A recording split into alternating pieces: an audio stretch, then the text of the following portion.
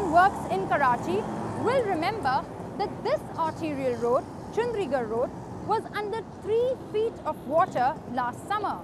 And only last week, we saw the unfamiliar sight of Karachiites walking around in sweaters, as the whole country was caught in the grip of a cold spell, the likes of which hasn't been seen in years.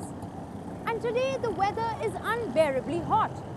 This fluctuation in the weather has many concerned that this is a problem that extends beyond Karachi. This is Australia's desert centre, which has been inundated with flood waters, a very strange occurrence for a desert region. And the National Weather Bureau of Australia attributes this accelerated climate change to global warming. The tea plantations in Nurelia, Sri Lanka are also awash with rain.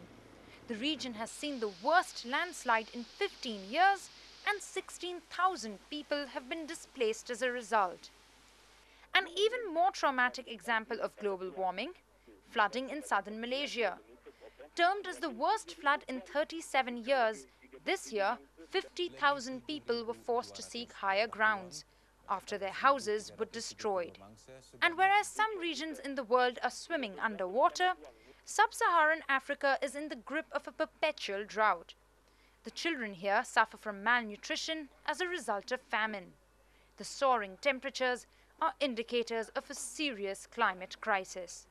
The U.S. should be leading the world toward a solution for this climate crisis instead of leading in the other direction.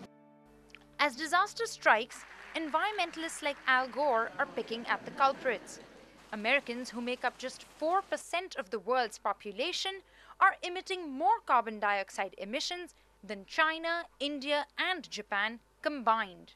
Even though President Bush doesn't seem to feel the heat, the European Union's Executive Commission has made fighting global warming the core issue of their new policy.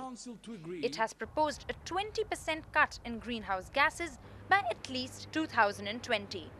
Technologies also exist today that can modernize power plants and generate electricity from non-polluting sources. Hybrid cars that are environmentally friendly are also in the market. Unfortunately, environment-friendly options are not so friendly on the pocket. But at this point in time, it is important that the world is waking up from its slumber and environmental activists are taking to the streets to avoid disaster on a global scale. Havovi Cooper, Newsday, Geo News.